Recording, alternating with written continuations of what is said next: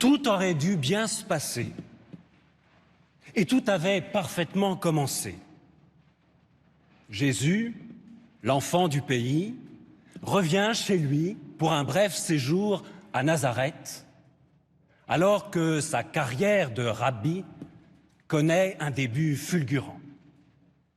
Partout alentour, il prêche, et son enseignement a beaucoup de succès. Il était donc normal qu'il en fasse profiter la petite ville où il a grandi. Normal aussi que sa gloire rejaillisse un peu sur ses compatriotes. Il leur devait bien ça tout de même. N'est-ce pas chez eux qu'il a été élevé, éduqué? Il est donc entré le jour du sabbat dans la synagogue de son enfance. Naturellement, on le met à l'honneur, on l'invite à faire la lecture et bien sûr à prêcher. Les fidèles de Nazareth s'en régalent d'avance. Enfin, ils auront droit eux aussi à un beau morceau d'éloquence. Enfin, ils entendront la leçon du jeune maître qui a été formé chez eux. Mais Jésus ne fait pas d'éloquence, ni une leçon. Il fait beaucoup plus. Il accomplit l'Écriture. Aujourd'hui s'accomplit ce passage de l'Écriture que vous venez d'entendre. Qui peut oser dire une chose pareille? Surpris, les habitants de Nazareth font cependant bonne figure et accueillent ces propos avec bienveillance, en apparence du moins. Ils admirent même les paroles de grâce qui sortent de la bouche de Jésus. Mais en veulent-ils vraiment de cette grâce? Non, car déjà, ils la repoussent en feignant de s'interroger. N'est-ce pas là le fils de Joseph?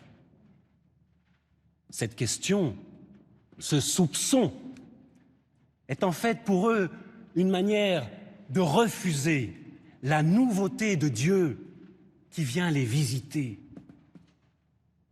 À partir de ce moment, la fête se gâte et Jésus lui-même semble accélérer le processus en provoquant ses compatriotes.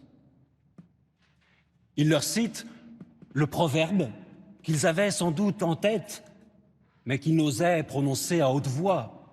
« Médecin, guéris-toi toi-même ». Ailleurs, à Capharnaüm, on dit que tu as fait des guérisons, des miracles. Mais ici, chez toi, chez nous, rien. Tu n'es donc que le fils de Joseph. Jésus leur répond par un autre proverbe. Nul n'est prophète en son pays. Or, c'est justement à cela qu'on reconnaît les vrais prophètes.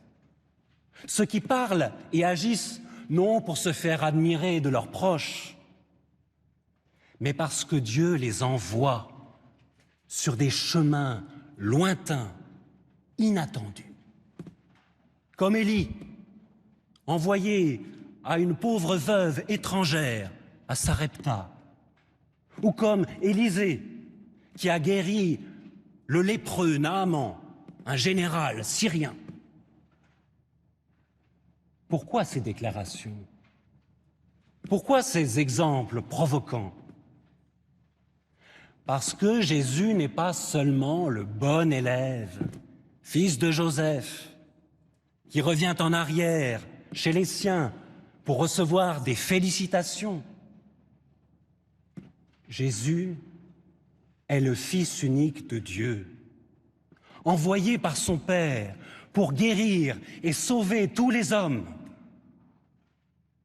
Alors, dès la synagogue de Nazareth, Jésus regarde en avant.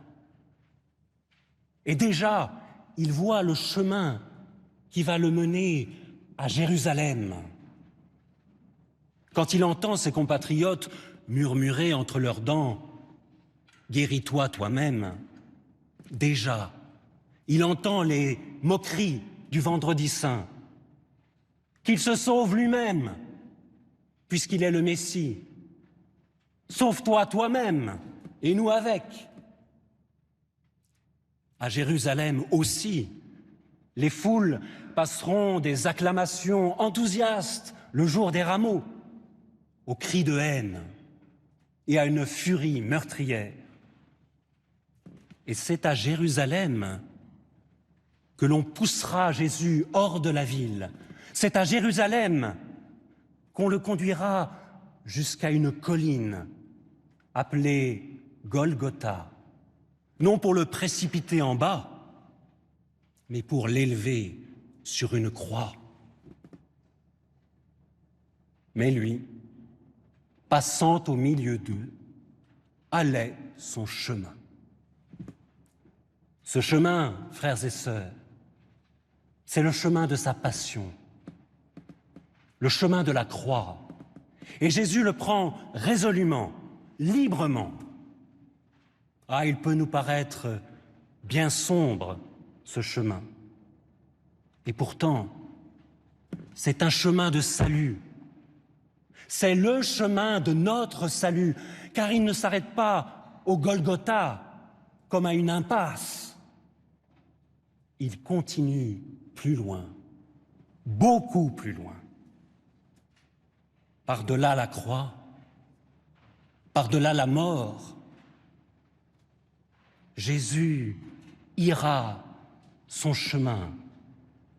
Il le poursuivra jusque dans la gloire rayonnante et vivante du Père. Le chemin désormais est ouvert et il est de lumière. Prenons-le aujourd'hui en vrais élèves, en vrais disciples du Christ, notre Maître. C'est là qu'il nous entraîne, c'est là qu'il nous attend.